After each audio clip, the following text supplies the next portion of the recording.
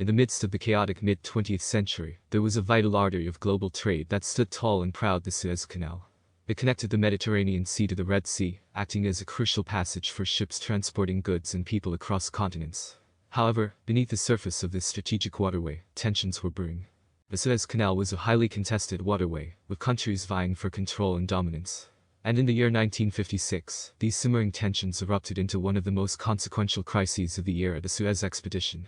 The story began when the Egyptian government, led by President Gamal Abdel Nasser, nationalized the Suez Canal, taking control of its operations and profits. This move angered the French and British governments, who had a significant stake in the waterway. They saw this as a threat to their economic and political interests, and in retaliation, they devised a plan to take back the canal by force. But their plan was not foolproof, and their actions had not gone unnoticed. The Soviet Union, who supported Egypt, warned against any interference in the region. Meanwhile, the United States, who was caught in the midst of the Cold War, feared that this conflict would escalate and fall into the hands of the Soviet Union. As tensions continued to rise, the British and French forces secretly made their way to invade Port Said, the city where the Suez Canal was located. However, the Soviet Union came to Egypt's aid by supplying them with weapons, causing a severe setback to the British and French forces. Amidst the chaos, the United Nations intervened, calling for a ceasefire and urging the British, French, and Israeli troops to withdraw from Egypt. Finally, after weeks of tension and conflict, a peace agreement was reached, and the Suez Canal was placed under the control of the United Nations. The Suez Expedition brought an end to the conflict, but it also exposed the fragility of the global political landscape. It was a stark reminder of the consequences of power struggles and alliances in the battle for control, and the potential consequences it could have on the world. In the end, the Suez Canal stood tall once again as a vital artery of global trade. But beneath its calm waters, the memory of the Suez Expedition lingered, a constant reminder of how easily tensions could escalate and spiral into a full-blown crisis. As the sun set on the colonial empires of the Old World, a new era of independence was dawning in the Middle East. After years of oppression and exploitation, nations in the region were determined to finally control their own destinies. One country in particular, Egypt, led by the charismatic Gamal Abdel Nasser, was ready to assert its sovereignty and take control of its resources. Nasser, a passionate and ambitious leader, had a vision of Egypt as a modern and powerful nation, free from foreign influence. However, the road to independence was not an easy one. Western powers, afraid of losing their grip on the region, fought back against the rising tide of nationalism. They used every means at their disposal to undermine Egypt's efforts, from economic sanctions to covert operations. But Nasser was undeterred. He rallied his people and united them behind a common goal: to create a strong and independent Egypt. He aimed to modernize the country, improve the standard of living for its citizens, and bring an end to poverty and corruption. As tensions rose and the threat of war loomed, Nasser stood firm, determined to see Egypt emerge victorious. And with the support of his people, he succeeded. In the face of overwhelming odds, Egypt gained its independence, and Nasser became a hero to his nation. But the struggle wasn't over yet. The newly independent Egypt faced many challenges as it strove to build a new identity and establish its place in the world. It would take decades for the country to fully realize Nasser's vision, but the road to independence had been paved, and the people of Egypt were finally in control of their own future. As the sun set on the colonial empires of the Old World, a new chapter was beginning in the Middle East. And Egypt, with Nasser at its helm, would play a central role in shaping the region's future. The year was 1956, and tensions were high in the Middle East. Nasser, the charismatic leader of Egypt, had been implementing bold policies, much to the dismay of the Western powers. But it was his nationalization of the Suez Canal that truly set off a chain of events that would change the world. The Suez Canal, a crucial trade route connecting Europe to Asia, had long been under the control of Britain and France. It was a symbol of their imperial power and an important source of revenue. So when Nasser declared that Egypt would take control of the canal, the leaders in London and Paris were outraged. They saw it as a direct threat to their interests, and were determined to take action. In secret meetings, British and French officials devised a plan to regain control of the canal. They would use an excuse of protecting their citizens and economic assets in the region to launch a joint military attack on Egypt. And to make matters worse, they conspired with Israel, who had their own grievances against Nasser, to join in the attack. But little did they know, Nasser had his own allies. The Soviet Union, eager to gain influence in the region, offered their support to Egypt. And Nasser also turned to the United States for help, hoping to prevent the invasion. As the tense situation played out, the world held its breath, unsure of what would happen next. The British and French military forces began their attack on Egypt, and the world watched in dismay, as the situation quickly escalated into a full-blown crisis. The United Nations stepped in to try and mediate, but it seemed like war was inevitable. But then, a breakthrough happened. Under immense pressure from the international community, Britain, France, and Israel were forced to withdraw their troops from Egypt. The Suez Canal remained under Egyptian control, and Nasser emerged as a hero in the eyes of many in the Arab world. The bold policies of Nasser and his ability to rally support from around the world had not only protected Egypt and its sovereignty, but it also dealt a blow to the fading imperial glory of Britain and France. As the dust settled, it became clear that the Suez Crisis of 1956 was a turning point in world history, with implications that would be felt for decades to come. The tension in the Middle East was reaching its peak. British and French leaders were growing increasingly worried about the loss of their strategic interests in the region. The Suez Canal, a vital trade route, was under the control of Egyptian President Gamal Abdel Nasser. With his growing influence and support from other Arab nations, he posed a significant threat to their dominance. In Tel Aviv, the Israeli leaders were watching Nasser's every move with growing alarm. They saw him as a major security threat, not only because of his control over the Suez Canal, but also due to his anti-Israel rhetoric. The Israeli intelligence had uncovered information that Nasser was secretly building a military base near the canal, which would give him even more power to disrupt their trade and security. Fearing the worst, the British and French leaders began to contemplate drastic measures to regain control of the canal. They knew that a direct military intervention would not be accepted by the international community, so they came up with a covert operation. Their plan was to create a fake crisis, which would give them justification to send their troops into Egypt. They convinced the Israeli leaders to join forces with them, promising them their full support in securing their borders against any threat. Meanwhile, Nasser was growing confident in his power, and was not aware of the plot brewing against him. He continued to make bold statements, further aggravating the British and French leaders. He was blinded by his own ambition, and it would prove to be his downfall. The covert operation was set in motion, and chaos erupted in the region. Israeli forces, backed by British and French troops, attacked and successfully gained control of the canal. However, as the dust settled, the true intentions of the British and French leaders were exposed, causing a global uproar. Nasser, now backed by the support of other Arab nations, retaliated with full force. The region was plunged into a full-fledged war, and innocent lives were lost in the midst of political games. The Suez Canal became a hotbed of conflict, with no clear winner in sight. In the end, the British and French leaders realized that their fear of losing control had instead caused the escalation of a deadly war. And as for the Israeli leaders, they too learned the harsh reality of relying on foreign powers, instead of finding a peaceful solution with their neighboring countries. The Suez Canal remained a constant source of tension, a reminder of how fear and ambition can lead to disastrous consequences. The tensions between the neighboring countries of Syria and Israel had been steadily mounting for months, with no sign of respite in sight. Diplomatic efforts had failed to ease the rising animosity between the two nations, and the rest of the world watched with bated breath as the stage was set for a dramatic confrontation that would have far-reaching consequences. Amidst the charged atmosphere, both sides were preparing for war. Syria had amassed its troops along the border, ready to strike at the first sign of provocation from Israel. On the other side, Israel had strengthened its defenses and was on high alert for any unexpected attacks. As the days passed, fear and uncertainty gripped the people living in the region. They had heard the rumors of war and had seen the growing militarization, but no one knew when or how it would all unfold. The tension reached its peak when a group of Syrian soldiers crossed the border and attacked an Israeli military outpost. The response from Israel was swift and brutal. A full-blown war had begun, with both sides unleashing their weapons of mass destruction. The rest of the world watched in shock and horror as the two countries exchanged bombs and missiles, causing widespread destruction and loss of innocent lives. The international community tried to intervene and broker a ceasefire, but their efforts were in vain as neither side was willing to back down. Amidst the chaos, a series of horrific events unfolded. It was uncovered that Syria had secretly been developing nuclear weapons, and Israel had uncovered a plot to launch a chemical attack on their nation. As the truth came to light, the world realized the true extent of the danger posed by these two nations. Eventually, after months of relentless fighting, a fragile peace agreement was reached. However, the damage had already been done, and the Middle East and the rest of the world would never be the same again. The dramatic confrontation between Syria and Israel had reshaped the course of history, leaving behind a trail of death and destruction. It was a stark reminder to the world that the consequences of failed diplomacy and rising tensions could be catastrophic. Join us in the next chapter as we delve deeper into the unfolding drama of the Suez expedition. From the military operations that rocked the region to the international intrigue that gripped the world, the story of the Suez Crisis is one of ambition, betrayal, and the enduring quest for power.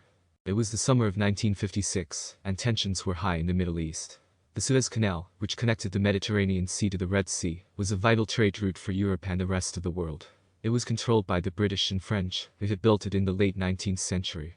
But in 1956, Egypt's President Gamal Abdel Nasser decided to nationalize the canal, angering the British and French, and setting off a chain of events that would escalate into a full-blown crisis. The British and the French were determined to regain control of the canal. They began to plan a military intervention, along with their ally, Israel. The three countries secretly coordinated their attack, but the rest of the world was unaware of their plan. As the British and French troops arrived in Egypt, tensions between the four countries reached a boiling point. The Egyptians, determined to defend their nationalized canal, fought fiercely against the invading forces. The operation was widely criticized by the United States and the Soviet Union, who saw it as a blatant act of aggression. The Suez Crisis was not only a military conflict, but also a test of political power and influence.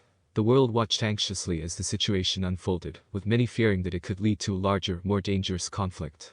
But behind the scenes, there was more at play.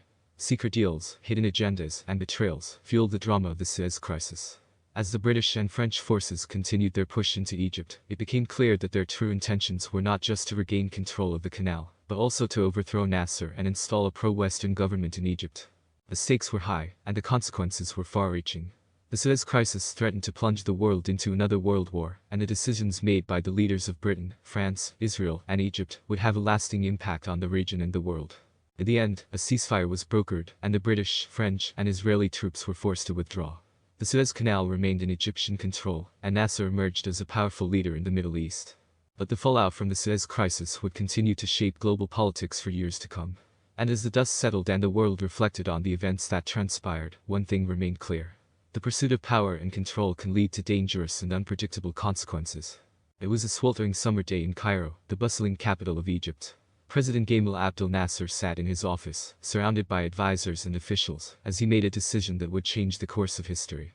The Suez Canal, an important waterway connecting the Mediterranean Sea to the Red Sea, had been controlled by Egypt, France, and Britain for decades. But Nasser was determined to assert Egypt's sovereignty and take back control of the canal.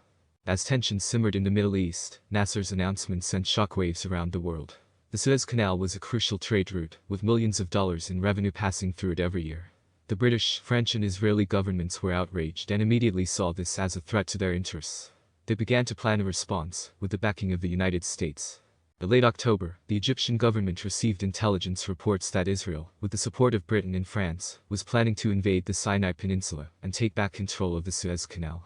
Nasser knew he had to act fast to protect his country. He ordered the Egyptian army to take control of the canal and defend it at all costs. The world held its breath as the Suez Crisis unfolded. In the early hours of October 31st, Israeli forces launched a surprise attack on the Sinai Peninsula. But they were met with fierce resistance from the Egyptian army. As the fighting raged on, the British and French governments issued an ultimatum, demanding that the Egyptians withdraw from the canal. But Nasser remained resolute. He refused to back down, even as the conflict escalated and threatened to ignite a full-scale war. The eyes of the world were on Egypt, waiting to see what would happen next. In the end, it was diplomacy that brought an end to the Suez Crisis. The United Nations intervened and brokered a ceasefire, with all sides agreeing to withdraw their forces from the canal. Egypt had successfully nationalized the Suez Canal, asserting its independence and sending a message to the world. But the events of 1956 would have lasting consequences. The Suez Crisis highlighted the fragile political landscape in the Middle East and the power struggles between global superpowers. And for Egypt, it was a pivotal moment that solidified Nasser's position as a leader and set the stage for future conflicts in the region. The sun was setting over the Suez Canal, a once prized possession now at the center of a brewing conflict. Nasser, the president of Egypt, stood tall atop a large vessel, overlooking the waterway. His decision to seize control of the canal, previously owned and operated by British and French interests, was a bold assertion of Egypt's sovereignty and a direct challenge to the Western powers. For decades, the canal had been a symbol of colonial dominance, its strategic importance magnified by its role as a shortcut for maritime trade between Europe and Asia. And now, it was being used as a tool for political power. Nasser's voice boomed across the canal as he addressed a large crowd that had gathered to witness this historic moment. He proclaimed that the canal now belonged to the people of Egypt, and that they would no longer be under the thumb of the Western powers. As the speech ended, a sense of pride and determination filled the hearts of the Egyptians. They knew that this was just the beginning of a long battle, but they were ready to fight for their freedom. Meanwhile, in the Western world, panic and chaos ensued. The British and French governments were taken aback by Nasser's bold move. They saw it as a brazen act of defiance, and were determined to regain control of the canal. In the midst of this turmoil, a young British spy, named James, was sent to infiltrate Nasser's regime and gather information. He posed as a journalist and managed to gain access to Nasser's inner circle. Through his clever tactics and smooth talking, he gathered important intelligence about the Egyptian military's plans. But James soon found himself torn between his loyalty to his country and his admiration for Nasser's cause. He couldn't help but feel conflicted as he witnessed the passion and determination of the Egyptian people. As tensions rose, both sides prepared for a showdown. The fate of the Suez Canal, and perhaps even the world, rested in the hands of these two powerful forces. And as the final battle ensued, it became clear that this was more than just a fight over a canal, it was a fight for independence and sovereignty. In the end, Nasser's decision to seize control of the Suez Canal led to a triumph for Egypt. The canal remained in their hands, a symbol of their strength and resilience. And while the Western powers may have lost their grip on the canal, they had gained a newfound respect for Egypt and its people. Nasser stood on the banks of the Suez Canal, gazing out at the bustling waterway. He was a proud man, with a steely determination in his eyes. To him, the canal was more than just a simple water route. It was a symbol of Egypt's independence and a means to fund his ambitious plans for economic development and modernization. Ever since the British had controlled the canal, Nasser had dreamed of taking it back into Egyptian hands. And now, as the newly elected president of Egypt, he had the power to make it happen. With the stroke of a pen, Nasser nationalized the Suez Canal, seizing control from the British and French who had been running it for years. This bold move sent shockwaves throughout the world, and the superpowers were quick to react. Britain, France, and Israel formed a secret alliance to take back the canal by force. They saw Nasser as a threat to their interests, and were determined to regain control. But Nasser was not one to back down easily. He mobilized his military and made it clear that any interference in Egypt's affairs would not be tolerated. Tensions rose and war seemed inevitable. The world held its breath as the Suez Canal became a hotbed of political turmoil. As the armies of the superpowers converged on Egypt, Nasser stood firm, his people behind him, ready to defend their beloved canal. In a tense standoff, the world held their breath, waiting to see who would come out on top. But in the end, it was Nasser who emerged victorious. The world's superpowers were forced to back down, and the Suez Canal remained in Egyptian hands. Nasser's bold move had not only secured the canal for Egypt, but it also catapulted the country onto the world's stage. The confrontation had made Nasser a hero in the eyes of the Egyptian people, and a symbol of strength and independence for the rest of the world. From that day on, the Suez Canal stood as a testament to Nasser's unwavering determination and the power of a nation united behind a shared goal. And as Nasser watched the ships pass through the canal, he knew that he had forever changed the course of history with just the stroke of a pen. As the sun set over the horizon, the city of Cairo was alive with anticipation. After weeks of political tension and diplomatic posturing, Egypt had finally announced their bold move nationalizing the Suez Canal. This move had sent shockwaves through the international community, and the consequences were yet to be seen. In the next chapter of this thriller, we will explore the international response to Egypt's bold move. The world was divided into two camps, those who supported Egypt's decision and those who opposed it. In a desperate attempt to maintain control over this vital waterway, the British and French governments had been in secret talks to launch a joint military operation against Egypt. Meanwhile, in Moscow, the Soviet leaders were pleased to see the British and French stumble into a situation that would weaken their grip on the Middle East. They offered their full support to Egypt, which only added fuel to the flames of tension. As the days passed, the tension continued to rise. The international community was on edge, waiting to see who would make the first move. Diplomatic talks were held, but it seemed that neither side was willing to back down. Military preparations were underway, and the entire region was on high alert.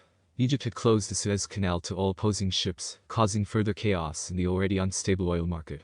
The world held its breath as the tension continued to escalate with each passing day. Finally, it all came to a head when the British and French forces launched a surprise attack, bombing Egyptian cities and launching a naval assault on the canal. The world watched in horror as the situation spiraled out of control. But in a shocking turn of events, the United States stepped in, using their influence to negotiate a ceasefire and prevent the situation from escalating further.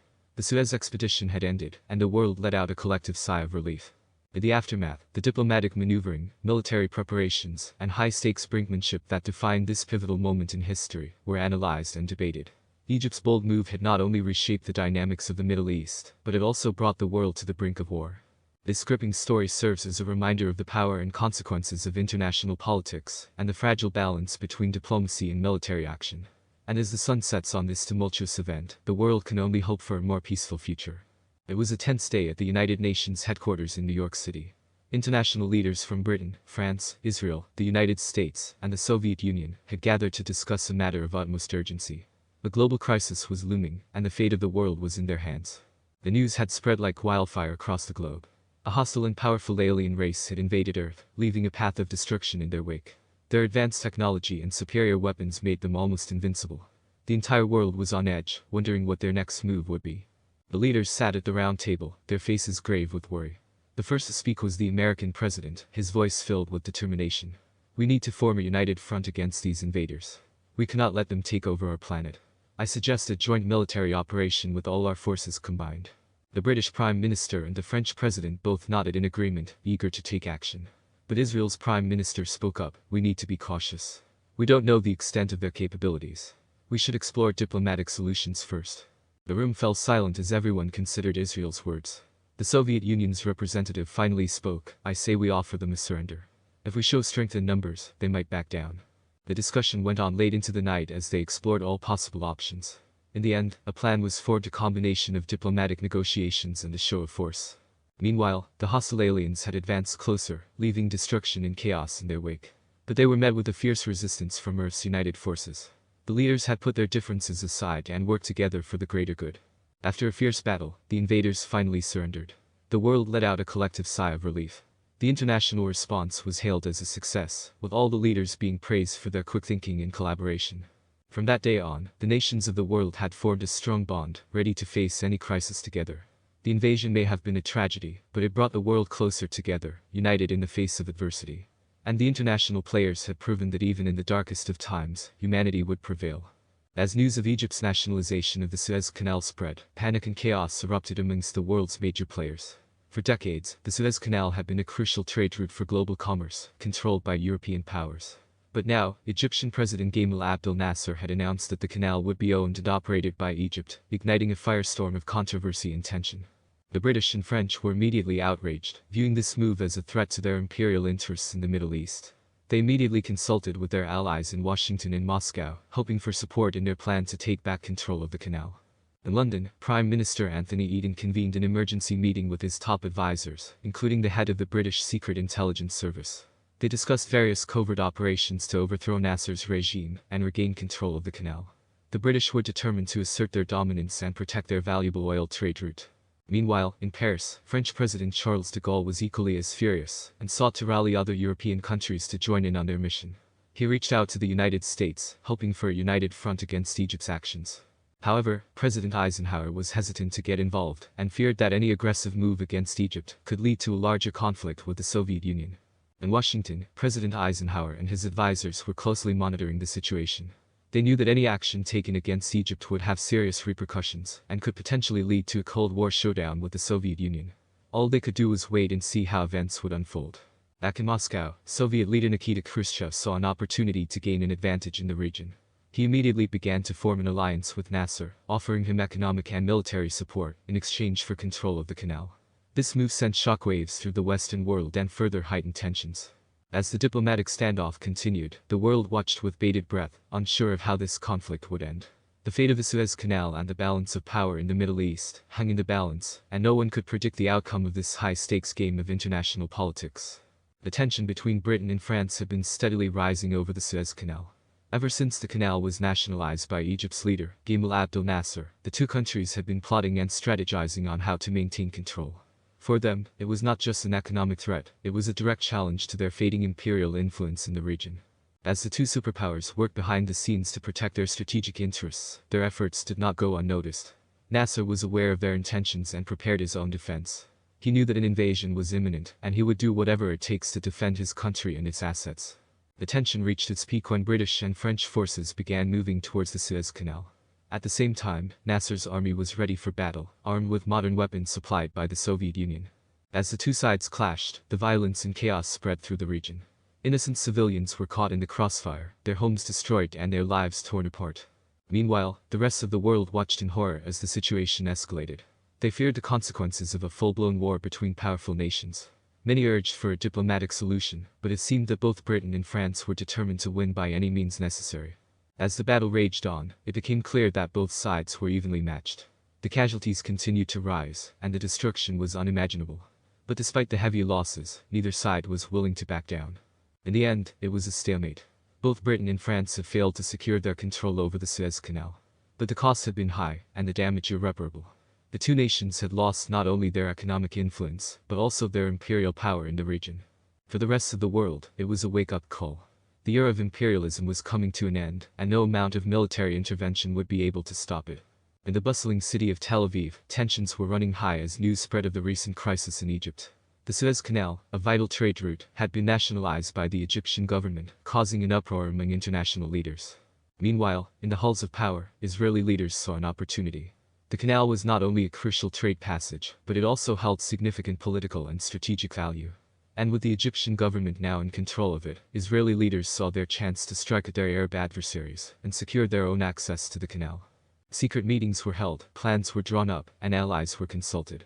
The Israelis knew that a direct military intervention would be met with fierce resistance from not only Egypt, but also other neighboring Arab countries. This is where their secret coordination with their European allies came into play. It was determined that a joint military operation would be the most effective in achieving their goals. The Europeans would provide air support, while the Israeli army would lead the ground offensive. As preparations were being made, tensions in the region continued to escalate. Arab leaders were suspicious of the sudden alliances and began to mobilize their own forces. The stage was set for an all-out war. As the operation began, chaos erupted on the ground. The streets of Tel Aviv were filled with the sounds of gunfire and explosions as the Israeli army made their move. The element of surprise was on their side, and they quickly gained control of critical points along the canal. However, the Arab forces were not to be underestimated. They put up a fierce fight, and soon, a full-scale war had broken out. The European allies joined in, providing crucial air support and turning the tide in favor of the Israelis. In the end, after months of intense fighting, the Israelis emerged victorious. The Suez Canal was now under their control, opening up new opportunities for trade and securing their position as a major player in the region. But the price of victory was steep. Many lives were lost on both sides, and the political fallout from this event would have long-lasting effects. The once bustling city of Tel Aviv now bore the scars of war, a reminder of the ruthless pursuit of power and dominance that had taken place. Flickering lights filled the streets of Washington, D.C., as President Dwight D. Eisenhower sat in his office, deep in thought. The night was still young, but a looming sense of unease filled the air. Ever since the crisis between Russia and Western Europe had escalated, tensions had been mounting across the globe, and the situation showed no signs of improvement. But what worried Eisenhower the most was the lack of support from his own allies. Despite reassurances, America's European allies seemed hesitant to take strong action against the aggressive Soviet Union. They were caught in between their fear of another world war and their desire to maintain good relations with their powerful neighbor. The president was faced with a delicate balancing act, torn between supporting his allies and upholding the principles of international law. He knew that any move made without careful consideration could have catastrophic consequences. Meanwhile, in a small village on the outskirts of Moscow, a mysterious figure was closely monitoring the escalating situation. No one knew his true identity, but rumors spread that he was a former Soviet agent who had gone rogue. He had been working in secret, manipulating governments and powerful individuals for his own gain. As tensions rose to a boiling point, this enigmatic figure made his move. He had planned meticulously and had allies in high places. Soon, chaos erupted as key officials in Eastern Europe and Washington found themselves compromised. But as the international community watched with growing concern, Eisenhower refused to give in to the chaos. He stood firm in his beliefs and rallied other leaders to join him in standing up against the rogue agent and his dangerous plans. In a thrilling climax, a joint operation between the US and its allies thwarted the rogue agent's attempts to destabilize the world. The crisis was averted, and peace prevailed once again, thanks to the brave decisions of President Eisenhower. As the world breathed a collective sigh of relief, it was clear that the delicate balancing act had been worth it for the sake of humanity's future. The Cold War was at its peak, and tensions between the United States and the Soviet Union were constantly rising. Both superpowers were vying for dominance and influence across the globe, and the Middle East was quickly becoming a key battleground. In Washington, President John F. Kennedy and his advisors were closely monitoring the situation in the Middle East. The region was in flux, with ongoing conflicts between Israel and its neighboring Arab countries. But the biggest concern for the US was the rising influence of Soviet-backed leader, Gamal Abdel Nasser of Egypt. Similarly, in Moscow, Soviet Premier Nikita Khrushchev saw an opportunity to expand Soviet influence in the Middle East and challenge Western hegemony. Through a combination of diplomatic maneuvering and military support for Egypt, the Soviet Union sought to tip the scales in favor of Nasser's regime. The tension between the two superpowers grew even more when Nasser's close ally, Syria, started receiving weapons and military support from the Soviet Union. The US saw this as a direct threat to its interests in the region, and immediately responded by increasing military aid to Israel. As the stakes grew higher, both sides started engaging in covert operations to gain an advantage. Spies were sent into each other's territories, and rumors were spread to create confusion and chaos. The Middle East had become a battleground in the larger Cold War between the US and the Soviet Union. In the midst of all this, ordinary citizens of the Middle East were caught in the crossfire. Families were torn apart, and innocent people became pawns in the power struggle between the two superpowers. But the tension reached its boiling point when both the US and the Soviet Union sent their warships to the Mediterranean Sea, near the Egyptian coast. The world held its breath as the two superpowers stood on the brink of a full-fledged war. However, a sudden twist in events changed everything. Nasser, realizing the dire consequences of a war, sought the help of United Nations to mediate between the two countries. In the end, tensions eased, and a potential war was avoided. But the events in the Middle East served as a stark reminder to the world that the Cold War was far from over, and that any small move could escalate the situation to dangerous levels. President Kennedy and Premier Khrushchev both realized the gravity of the situation, and took steps to prevent such a crisis from happening again. And while the Middle East continued to be a region of conflict, this incident served as a valuable lesson for the two superpowers in their quest for global dominance. As the sun slowly set behind the horizon, the small town of Port Said buzzed with anticipation. The streets were filled with people rushing towards their homes, ready to settle in for the evening and continue watching the news. For the past week, the town had been gripped by the unfolding events of the Suez expedition, and everyone was eager to learn more. In the small, local bar, a group of friends sat huddled around a television, their eyes glued to the screen, as the news anchor announced, "In the next chapter, we'll delve deeper into the military operations that unfolded in the wake of the Suez expedition." Stay tuned as we explore the high-stakes brinkmanship and enduring consequences of this pivotal moment in history. One of the friends, Adam, leaned closer to the TV, his interest piqued. As a history buff, he had been fascinated by the Suez expedition and had been following every development closely. He couldn't wait to learn more about the military operations and the political maneuvering that had taken place. As the news segment began, the friends were immediately drawn in. They learned about the intense negotiations between the countries involved, the strategic placement of troops and weapons, and the increasing tension between East and West. But what caught their attention the most was the story of a young soldier named Michael. Michael had been a part of the British forces sent to secure the Suez Canal, and he had been one of the bravest and most skilled soldiers in his unit. However, as the mission became more complicated and the stakes higher, he found himself questioning the true intentions of his superiors. He had stumbled upon a secret plan to provoke an armed conflict in the region, and he had to make a decision to follow orders and risk innocent lives, or to speak up and risk his own life. The tensions in the bar escalated as the friends debated over Michael's dilemma. They were all on the edge of their seats, eager to find out what happened next. But as the news segment came to an end, leaving the fate of Michael uncertain, the bar erupted into excited chatter. Everyone wanted to know more what happened to Michael. Did he speak up or follow orders? And most importantly, what were the consequences of his decision? As the night wore on, Adam couldn't shake off the story of Michael and the Suez expedition. He couldn't wait for the next chapter, where he hoped to find some answers. Little did he know that the consequences of that pivotal moment in history would continue to shape the world for years to come. The tension was high in the political world, specifically between the leaders of Britain, France, and Israel. Egypt's decision to nationalize the Suez Canal had caused a ripple effect, affecting the global economy and disrupting international trade. The three countries viewed this as a threat to their interests, and were determined to take action. The British Prime Minister, Harold Macmillan, was the first to call for a meeting with the French and Israeli leaders. They were keen to discuss their military operations in response to Egypt's move. The British Navy, known as the Royal Navy, had been stationed in the Mediterranean Sea, ready to take control of the Suez Canal if necessary. The French President, Charles de Gaulle, had also ordered his navy to be on standby, ready to take action. The Israelis, on the other hand, had been quietly planning a covert operation. As the leaders met, the tension was palpable, and their discussions were intense. Britain and France had come up with a plan to overthrow the Egyptian president, Gamal Abdel Nasser, and regain control of the canal. They sought the help of Israel, who was known for their expertise in covert operations. However, before they could work out the details, the Israelis surprised everyone by launching a preemptive attack on Egypt. The operation, known as Operation Kaddish, involved a swift and calculated invasion of the Sinai Peninsula by Israeli forces. What followed was a fierce battle, which lasted for a week, between the Israelis and the Egyptian military. The British and French were taken aback by the Israelis' bold move, but they also saw an opportunity to intervene and take control of the canal. The Royal Air Force immediately launched an airstrike on Egyptian airfields, crippling their air force. The French also deployed their paratroopers to secure key locations in Egypt, while the Royal Navy tightened their control over the Mediterranean Sea. In just a matter of days, the British and French forces had regained control of the Suez Canal. The world watched in shock as events unfolded in the Middle East. The UN intervened, demanding a ceasefire, and the world's superpowers were divided in their opinions. However, the three countries were determined to hold on to the canal, and they continued their operations, even as tensions escalated. In the end, their actions proved successful, and Egypt was forced to withdraw their military.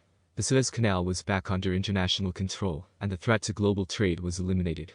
However, the conflicts that arose from this military operation would continue to impact the world for years to come. As diplomatic efforts faltered and tensions reached a boiling point, the Suez expedition entered its most dangerous phase: military operations. It was October of 1956, and the world was watching as British, French, and Israeli forces had coordinated to launch a surprise attack on Egypt. Their aim was to gain control of the strategically important Suez Canal, and also to overthrow the controversial and charismatic Egyptian president, Gamal Abdel Nasser. The operation was planned in secret and was executed with precision.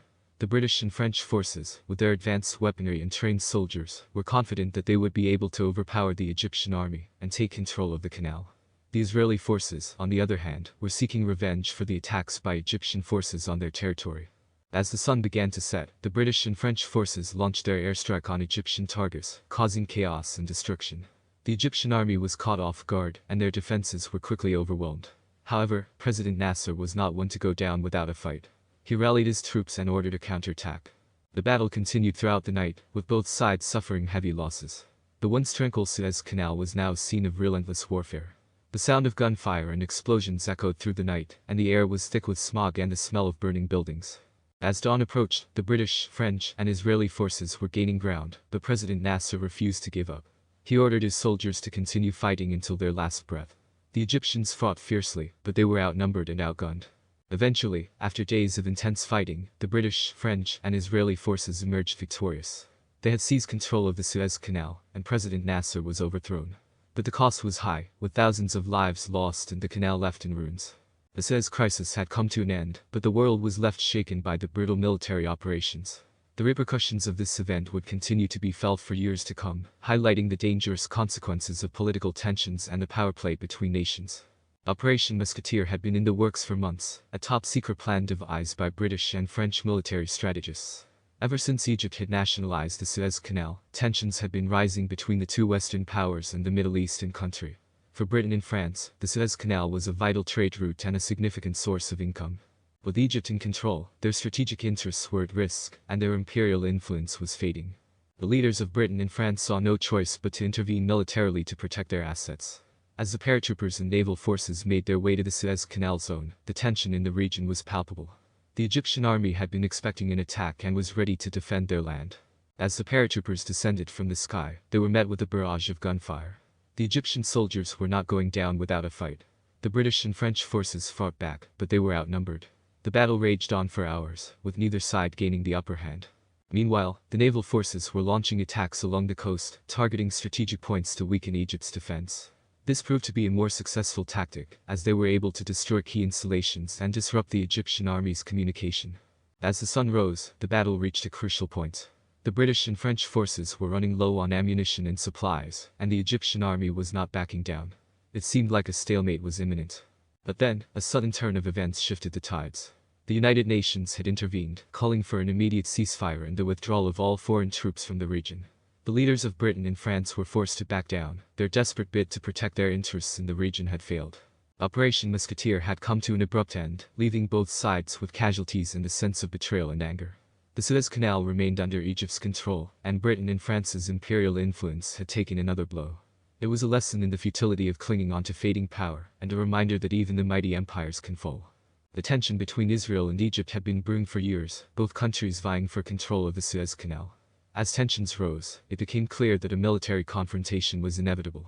Meanwhile, Israeli forces had been planning and preparing for a swift and effective attack. They knew that time was of the essence, and they needed to neutralize Egyptian military capabilities before they could mobilize.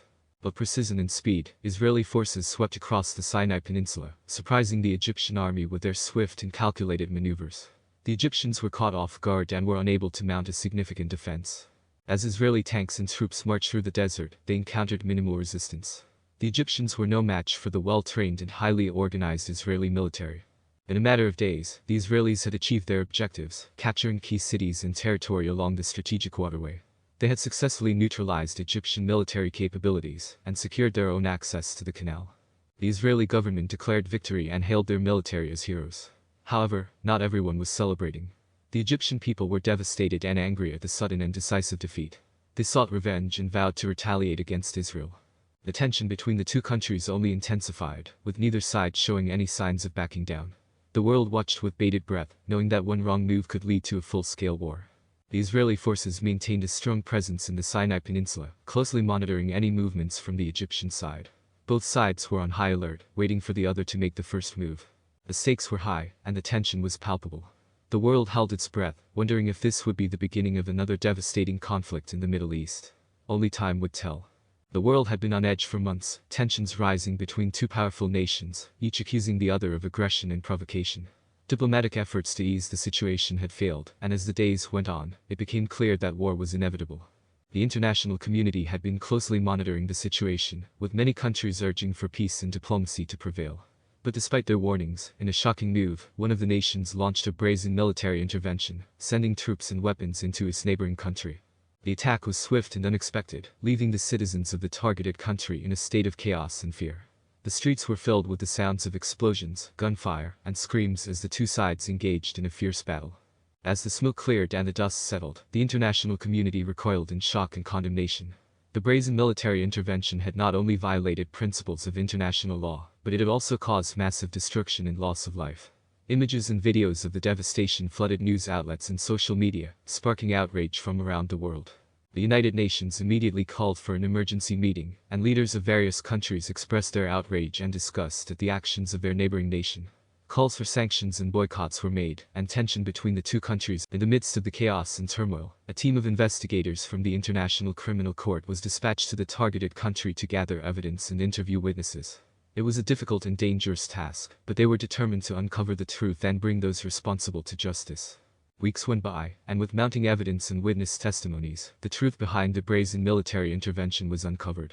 It was discovered that the attack was not an act of defense, as claimed by the aggressor, but a calculated move to gain control over valuable resources in the neighboring country.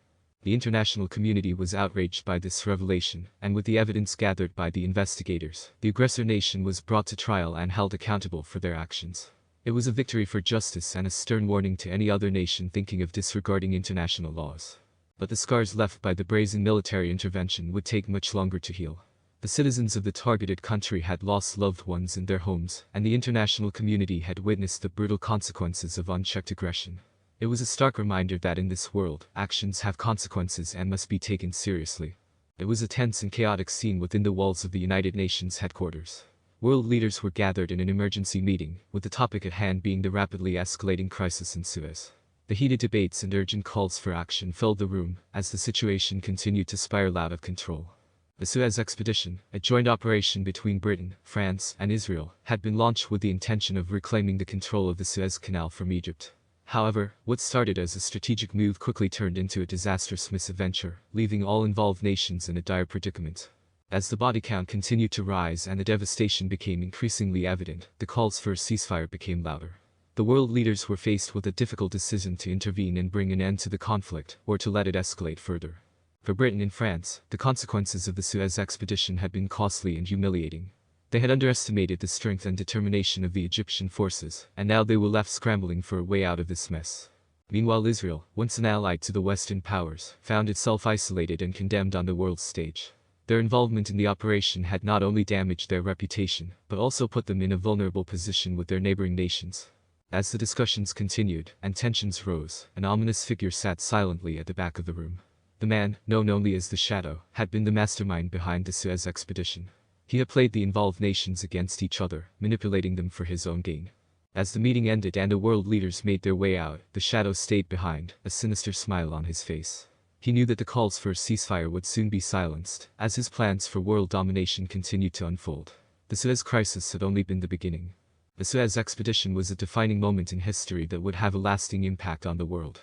It all started with the nationalization of the Suez Canal by the Egyptian president, Gamal Abdel Nasser, in 1956. This move angered the British, French, and Israeli governments who relied heavily on the Suez Canal for their trade routes.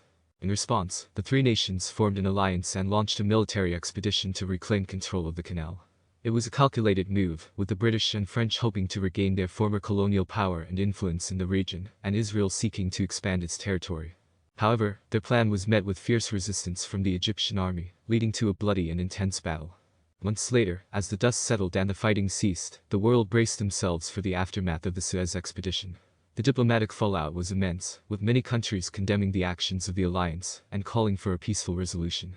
The United States, in particular, played a crucial role in brokering a ceasefire and bringing an end to the conflict.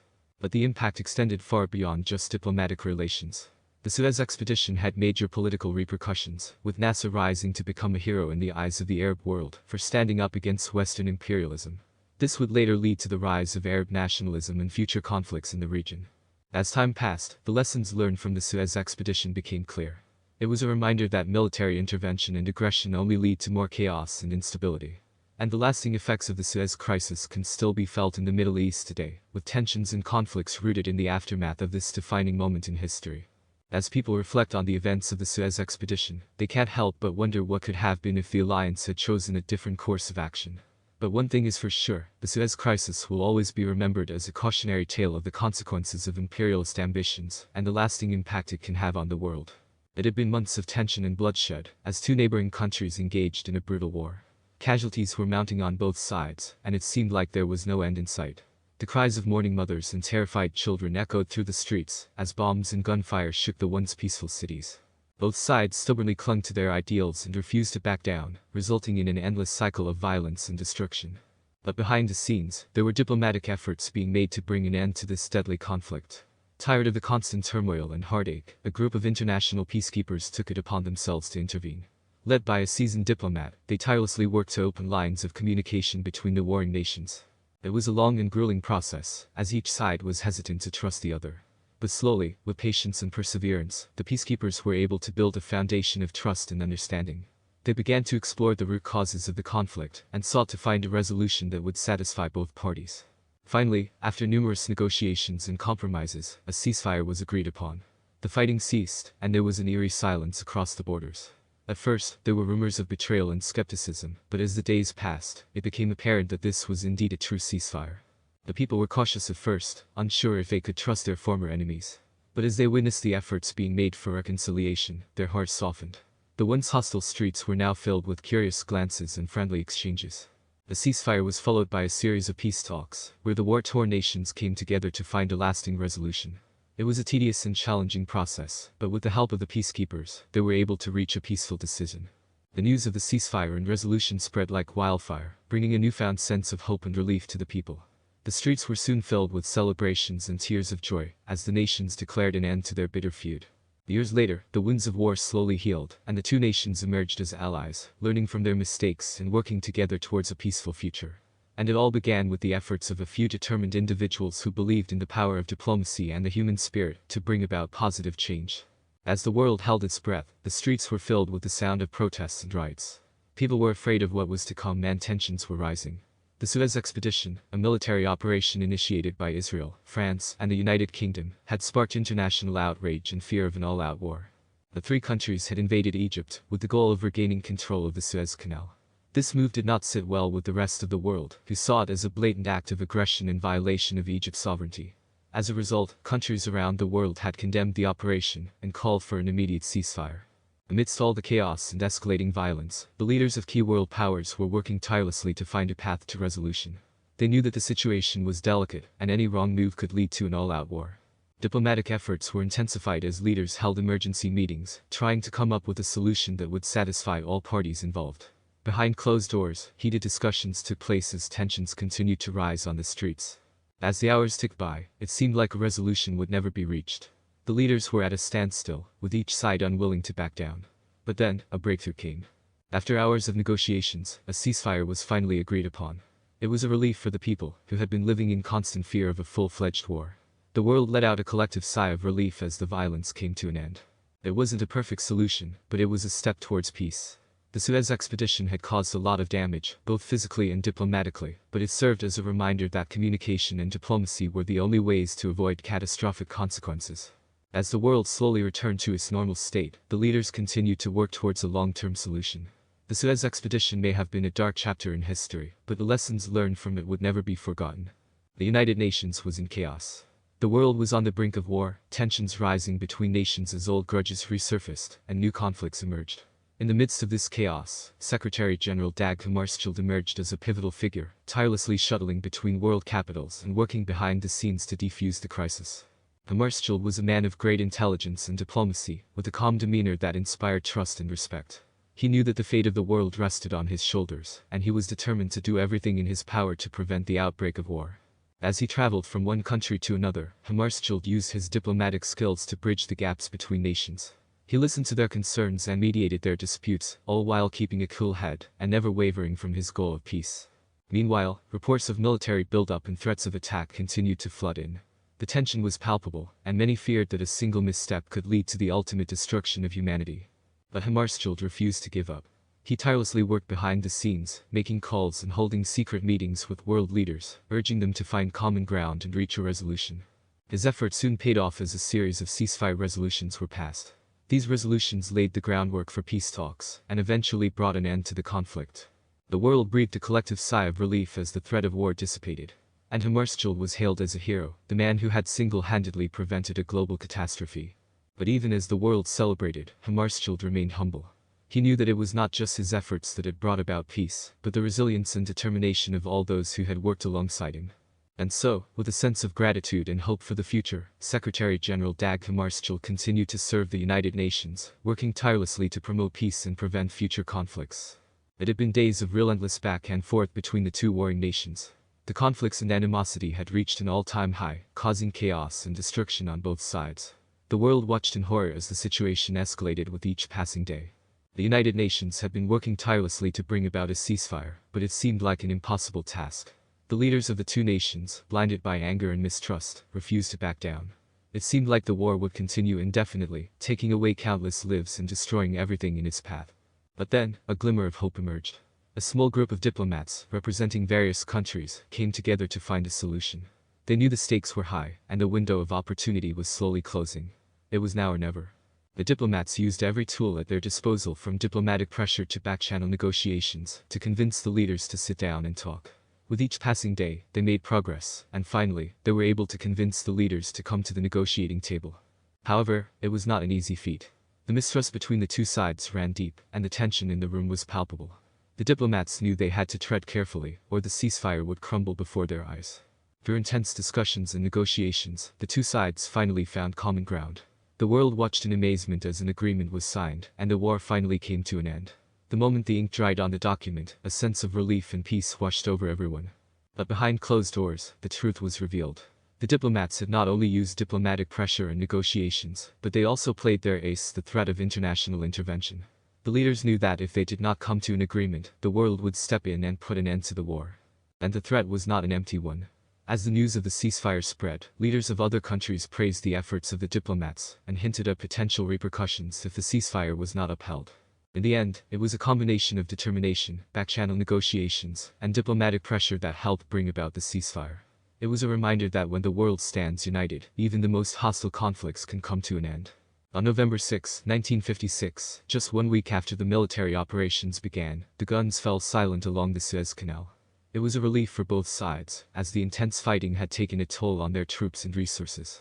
The Israeli forces had launched a surprise attack on Egypt, with the help of Britain and France, in order to gain control of the strategically important waterway.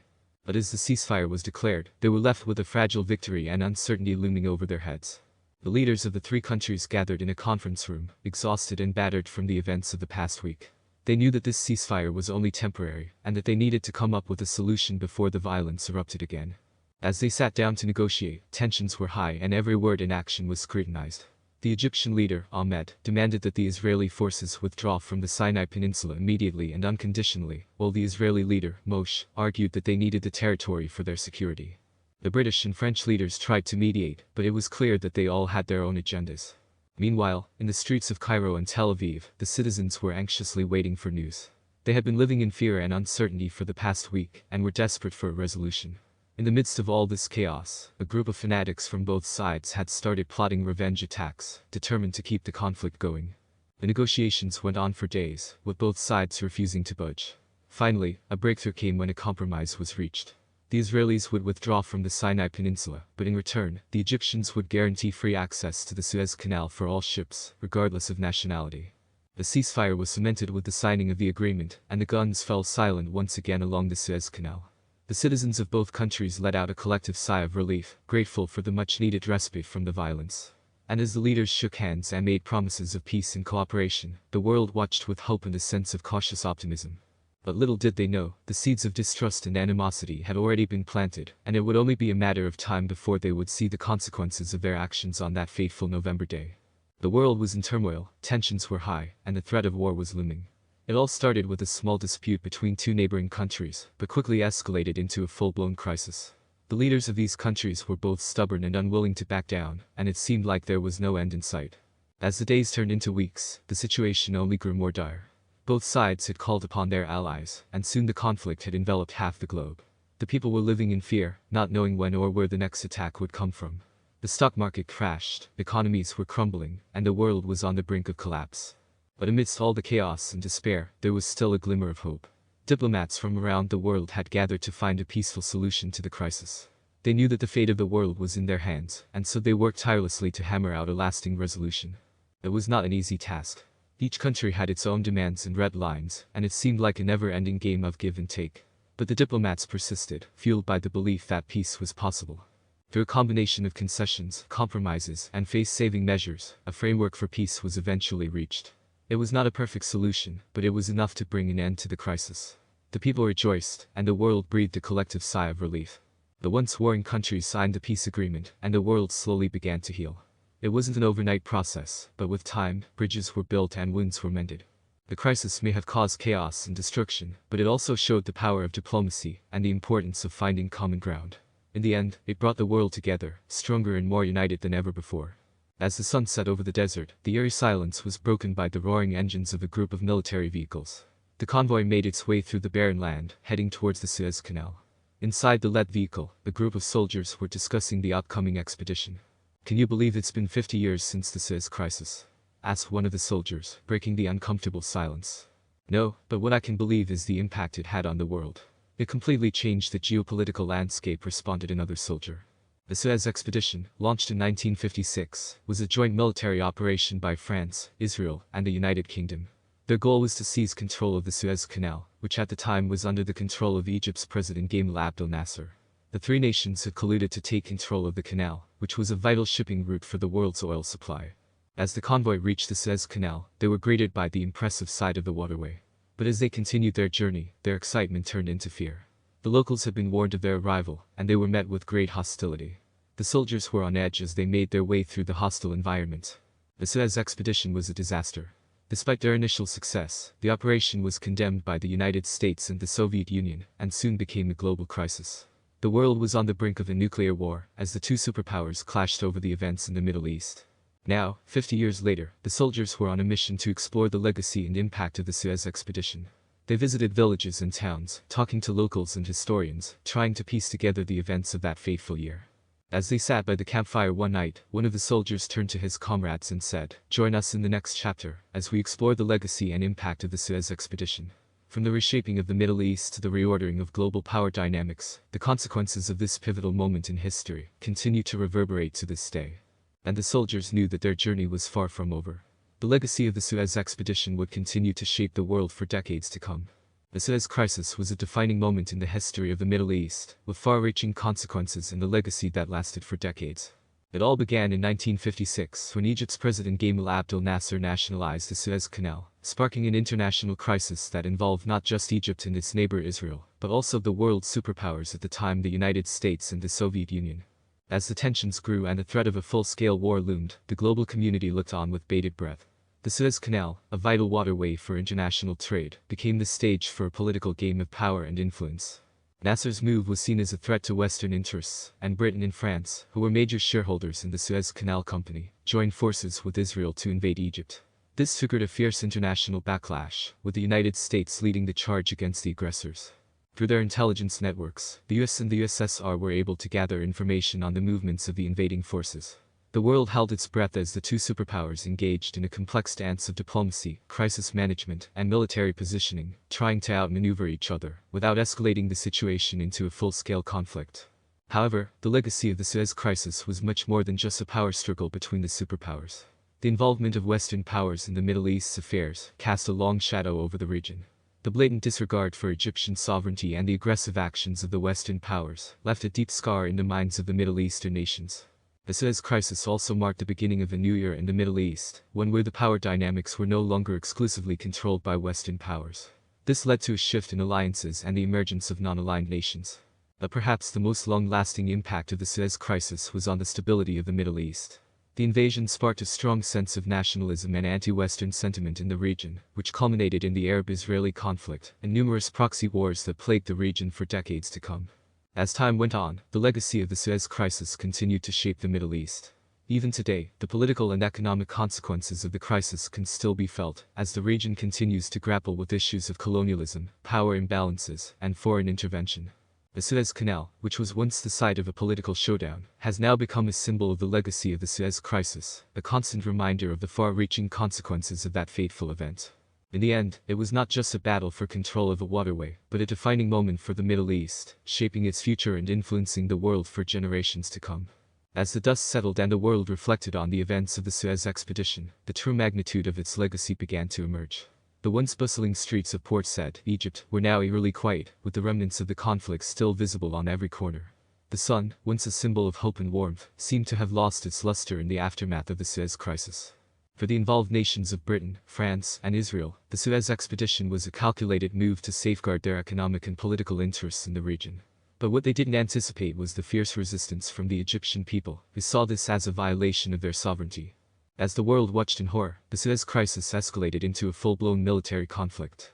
The streets were filled with the sounds of airstrikes and gunfire, and the skies were lit up by explosions.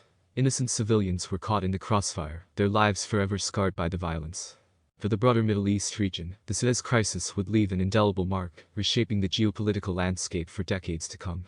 The Arab world, previously divided, united in their support for Egypt, while the Soviet Union saw this as an opportunity to strengthen their ties with the region. Amidst the chaos, a young journalist named Amina was determined to uncover the truth behind the Suez Crisis. She spoke to locals and soldiers, gathering evidence and testimonies, exposing the brutal realities of the conflict. Soon, her articles were being published all over the world, painting a brutal picture of the aftermath of the Suez expedition. Amina's fearless reporting brought attention to the injustice and suffering caused by the Suez Crisis, and the involved nations were forced to withdraw their forces. But the damage was already done, and the legacy of the Suez Crisis continued to haunt the region for decades, serving as a reminder of the consequences of foreign intervention. As for Amina, her bravery and determination made her a symbol of hope and resilience, inspiring future generations to never give up in the face of adversity. The year was 1956, and the world was on the brink of a changing era. Britain and France, two of the most powerful colonial powers, were still holding on to their territories and their delusions of grandeur. But little did they know that a single expedition, known as the Suez Expedition, would mark the final death knell of their colonial ambitions. It all started when a new leader, Gamal Abdel Nasser, rose to power in Egypt. Nasser had a vision of a unified Arab world, and he saw the Suez Canal as his key to achieving that. However, the Suez Canal was owned by Britain and France, who refused to let Nasser nationalize it. In response, Nasser closed the canal to all Israeli shipping, which was a violation of international law. In turn, Britain and France allied with Israel and launched a surprise invasion of Egypt. But their plan was far from foolproof. As the invasion began, the world watched in shock. The United States, under President Eisenhower, condemned the actions of Britain and France. The Soviet Union, on the other hand, saw this as an opportunity to gain influence in the Middle East. As the war continued, it became clear that Britain and France had underestimated Nasser's power. He had the support of not only the Arab world, but also the United Nations. After just a few days, the British and French forces were forced to retreat, defeated and humiliated. This retreat not only marked an end to Britain and France's imperial ambitions, but it also signaled the end of an era. The two nations were forced to come to terms with their diminished role on the world stage, while Nasser emerged as a hero in the Arab world. The Suez expedition may have been a small conflict in the grand scheme of things, but its impact was enormous. It showed the world that even the most powerful nations were not invincible, and that the winds of change were blowing. It marked the beginning of the end of colonialism, and the start of a new world order. It was a tense time for Israel. The Suez Crisis had erupted, and their country was on high alert. The threat posed by Egypt had been looming for some time now, and the recent military intervention had only heightened the tension. For Israel, the Suez Crisis was a double-edged sword. On one hand, the military intervention had secured temporary gains and eased the threat posed by Egypt. The Egyptian forces had been pushed back, giving Israel some relief. But on the other hand, it had also exposed their vulnerability. Israel had always relied on external allies for support, and this crisis had made it clear that they could not always count on them. The constant fear of being attacked by their neighboring countries had forced them to strengthen their military force. But now, it seemed that even that was not enough. The Israeli government was in a state of turmoil. They needed to come up with a plan to ensure their long-term security.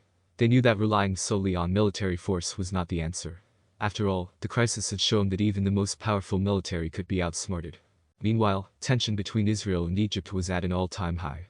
Both countries were trying to assert their dominance in the region. The slightest provocation could spark a full-scale war, and neither side was willing to back down. As the days went by, the tension only grew. One wrong move could lead to devastating consequences. The people of Israel were living in constant fear, never knowing when the next attack might come. But then, a breakthrough came. Through careful diplomacy and strategic alliances, Israel was able to secure a long-term peace treaty with Egypt. It was a historic moment, and the people rejoiced. Finally, they could breathe a sigh of relief, knowing that their country was safe. The Suez crisis had been a wake-up call for Israel. They had learned the hard way that relying on external allies and military force alone was not enough to ensure their security. It was only through diplomatic efforts and strategic partnerships that they could find lasting peace. But the memory of the crisis still haunted them, a reminder to never let their guard down again. The Suez crisis was a turning point for Egypt and its charismatic leader Gamal Abdel Nasser. It was a time of turmoil and struggle, but it also brought a newfound sense of pride and determination to the people of the Middle East. Nasser had always been a staunch advocate for Arab independence, and had long spoken out against Western powers and their interference in his country's affairs. When the Suez Canal was nationalized by Egypt in 1956, it was seen as a bold move by Nasser to take control of his country's resources and break free from Western control. But this move did not sit well with the UK, France, and Israel, who relied heavily on the canal for their trade and access to the Red Sea. In response, they joined forces and launched a surprise attack on Egypt, with the goal of regaining control of the canal. The invasion caught Nasser and his people off guard, but they were not willing to back down. What followed was a fierce battle between the invading forces and the Egyptians, with Nasser himself leading his army into battle. Despite facing a much stronger and better equipped enemy, the Egyptian people fought with a deep-rooted determination and passion. They saw this as their chance to finally stand up against Western powers and assert their independence. With the support of other Arab nations, including Jordan and Syria, Egypt was able to defend itself and emerge victorious. The Suez crisis ended with the withdrawal of the invading forces, and Nasser and his people were hailed as heroes. But this victory came at a great cost. The Suez Canal was left in ruins, and the economy of Egypt suffered greatly. However, the most profound impact of the crisis was the sense of unity and strength it brought to the Middle East. The successful defiance of Western powers had galvanized nationalist movements across the region, and the people of the Middle East were filled with a newfound sense of pride and determination to fight for their independence.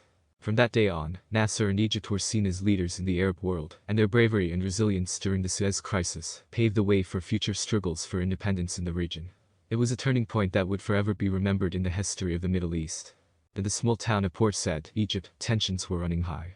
It had been a year since the Suez crisis, and the effects of the conflict were still being felt. Families had been torn apart, homes destroyed, and livelihoods lost. But amongst the chaos and devastation, a group of young revolutionaries had emerged.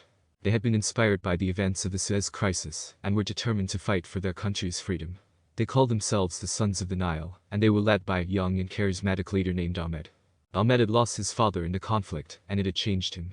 He had seen the power of unity and determination during the crisis, and he wanted to harness that energy to bring about real change in his own country. The Sons of the Nile's ultimate goal was to overthrow the government and establish a new fair system that would benefit all Egyptians. But they knew it wouldn't be easy. The government had spies everywhere, and one wrong move could mean their downfall. But Ahmed was a smart and strategic leader. He carefully planned every move, and the Sons of the Nile executed their plans flawlessly. They set up secret meetings, distributed propaganda, and organized protests. Slowly but surely, they were gaining more and more support from the people. The government, however, was not blind to their actions. They saw the threat that the Sons of the Nile posed and began to crack down on them, arresting members and shutting down their operations. But the Sons of the Nile were not deterred. They had seen what their country could achieve when united, and they were not willing to give up. The fighting continued, and the people's anger and frustration only grew. In the end, the Sons of the Nile were successful. The government was overthrown, and a new era of freedom and equality was ushered in for Egypt. The Suez crisis had served as a rallying cry for the people, and its echoes could still be heard in the years to come. The Sons of the Nile's determination and courage had inspired similar movements across the Middle East, from Algeria to Yemen. The Suez crisis had sparked a fire of revolution that could not be extinguished, and its effects would be felt for generations to come. The people had been awakened to their power, and they would never be silent again. It was an evening like any other at the British Library in London. People were bustling around, searching for the perfect book to read or studying intently at one of the wooden tables. But amidst a peaceful atmosphere, a group of 4 people sat in a secluded corner, huddled around a dusty journal. The group consisted of John, a history professor, his 2 graduate students, Anna and David, and a local historian, Marcus. They were all deep in conversation, poring over the yellowed pages of the journal in front of them. John's eyes widened with excitement as he turned to Marcus and said, "This is it. This is the missing piece in our puzzle.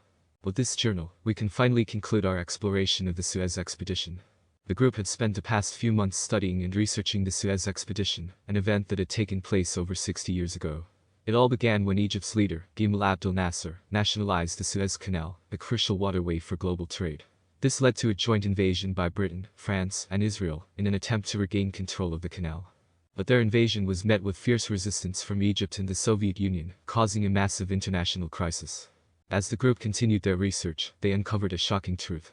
The person who was really responsible for the nationalization of the Suez Canal was none other than Nasser's advisor, a British spy who had been planted to create chaos in the region.